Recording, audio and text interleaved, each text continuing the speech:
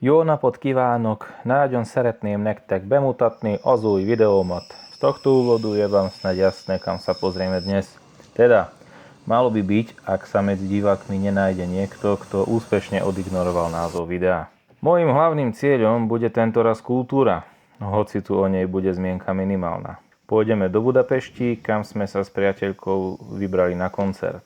Vybrali sme sa zavčasu, aby sme pred koncertom ešte niečo v Budapešti stihli. Ak by sa hlavné mesto Slovenska malo určovať podľa úrovne staničnej budovy, hlavným mestom by bola táto perla východného Slovenska. Predsa len vstup do hlavného mesta by mal vyzerať nejak takto. Blížil sa čas odchodu a tak sme sa pobrali na nástupište, z ktorého nám išla 185 do Pešť Budína. Na mašíne bol kolega Pierre a tak som ešte pred odchodom odbehol na návštevu, aby sme mohli svorne skonštatovať, ako je všetko na figu. Čas odchodu nastal a za zhruba 20 minút cesty, počas ktorých sme s priateľkou prekliali výrobcov programu CapCut do 15. kolena za ich praktiky s paywallom, sme boli v Hidaši. Tam som ešte na chvíľu vybehol za Pierom, než si súpravu prevezme maďarský personál. Počas pokecu som z rozhlasu zachytil správu o 70-minútovom meškaní oproti idúceho vlaku kvôli poruche staničného zabezpečovacieho zariadenia v jednej z nácestných staníc. Moju spontánnu a ľudskú reakciu vám ponúkam aj v tomto videu. Ty boha! 70 minút od Pešti. A však tu je mašina naša druhá. No, Nasledovalo zastavovanie snáď v každom väčšom prdelákove, kým sme nedošli do môjho druhého domova Miškovca.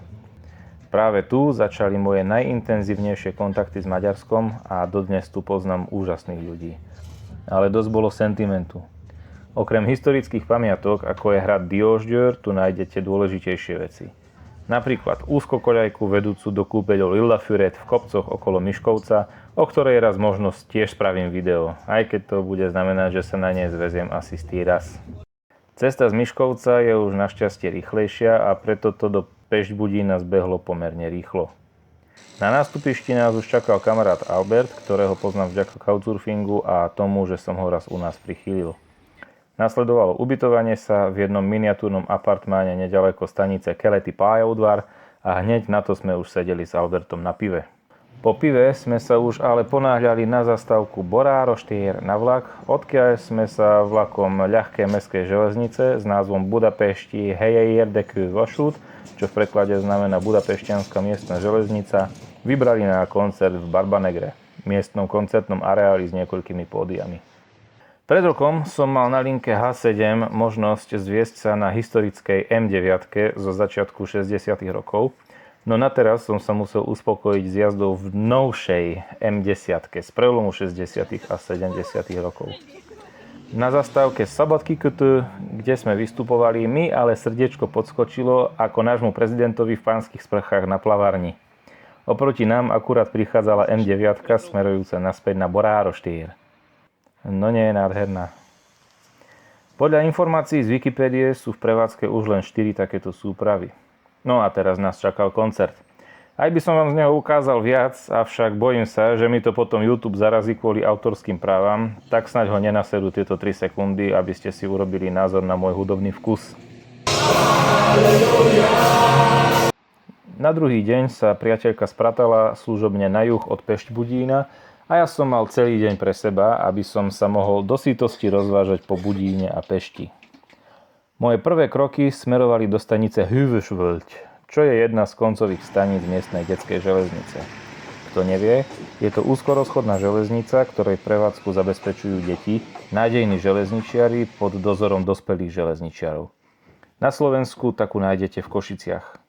Tá Pešť Budínska vznikla v roku 1948 a dodnes je prevádzkovaná štátnym dopravcom, ktorý si tam vychováva nádejných kolegov. Zo stanice Hűvösvölgy som sa chcel zviesť nostalgickým vlakom, ktorý mal v ten deň premávať do druhej koncovej stanice Széchenyi-hegy. Občas sa vo mne ale prebudí zmetkárska časť môjho ja a v rámci toho som si pomýlil odchody tohto nostalgického vlaku z jednotlivých staníc.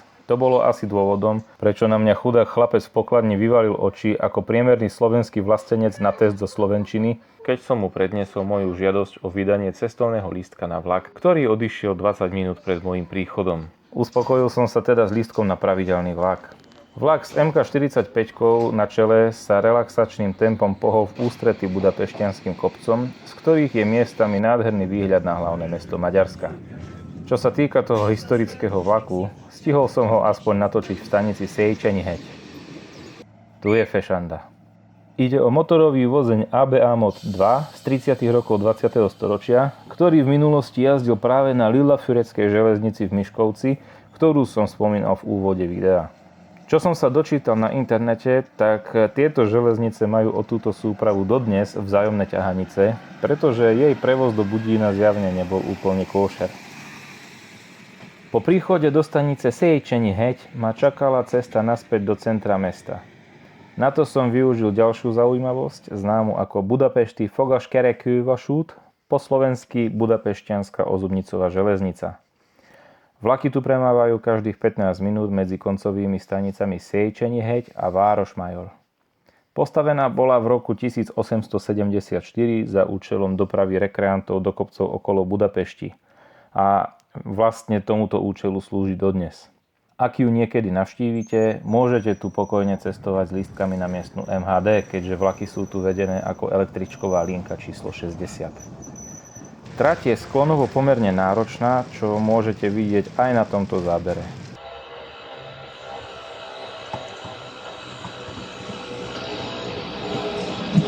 Koho by zaujímal pôvod toho zvláštneho zvuku počas jazdy vlaku, nájde ho práve v spôsobe jeho pohonu.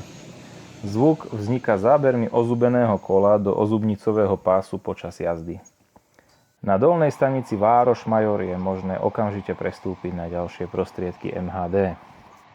Pokračovanie mojej cesty bolo vo dvojici. V centre mesta som sa stretol s Albertom a spolu sme zo stanice Baťánytér vyrazili H5 po ďalšom z ramien trati Hév do maličkého mestečka Svätý Ondrej, alebo ako to miestni nazývajú Szentendre.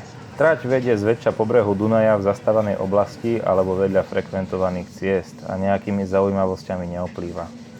Cesta touto linkou však stojí za to. Koniec trate je v mestečku, ktoré bolo v minulosti najprv plné Srbov, ktorí tu zdrhli pred Turkami a neskôr sa až do konca druhej svetovej vojny stalo centrom umelcov. No a potom prišli komunisti. Dnes je však mesto otvorené turizmu a tak vám pri prechádzke centrom kdekto zavadzia, podobne ako v centre iných pekných miest, ako je napríklad Bardejov, Levoča, Prešov či Košice. Práve v Svätom Ondreji som si uvedomil, že najbližší vlak na Slovensko, ktorý stíham, vyráža pred 4:30. To znamenalo, že pri víkendovej frekvencii spojení prídem domov o 9:30 večer a to ešte budem rád. Nastúpili sme teda do vlaku naspäť do Budína a onedlho som už kráčal po Pešťanskej východnej stanici k môjmu vlaku. Rozveselením bolo aspoň to, že na jeho čele bol gigant. Než som sa uvelebil na svojom mieste, chvíľu som sa ešte bavil pozorovaním babičky, ktorá si už zjavne zvykla na moderný spôsob otvárania vozňov a tak odignorovala fakt, že na vozni radu BMER, do ktorého sa chcela dostať, sa dvere otvárajú kľúčkou a nie tlačidlom na zobrazenie stavu vody v nádrži vozňa. Áno, chvíľu som babičku pozoroval s tak odporne škodoradostným výrazom v tvári, že by si ho chcel nacvičiť aj Ľuboš Blaha, a potom som jej tie dvere otvoril, veď mám charakter. Hoci som si myslel, že sa s gigantom zväziem len po Miškovec, jeho prítomnosť v Hidaši ma vyviedla z omylu. Práve tam jeho miesto na čele súpravy zaujala naša 362, ktorá nás šťastne dotiahla až do Košíc. Odtiaľ som pokračoval ďalej domov. Moje druhé video sa končí a dúfam, že sa vám taktiež páčilo. Ak áno, nezabudnite na tie obligátne YouTubeové klasiky, ako je klik na palec hore a odber, aby tie YouTubeové algoritmy vedeli, že sa vám moje videá páčia. A nezabudnite, meškanie je len bonusová jazda zadarmo. Nazdar.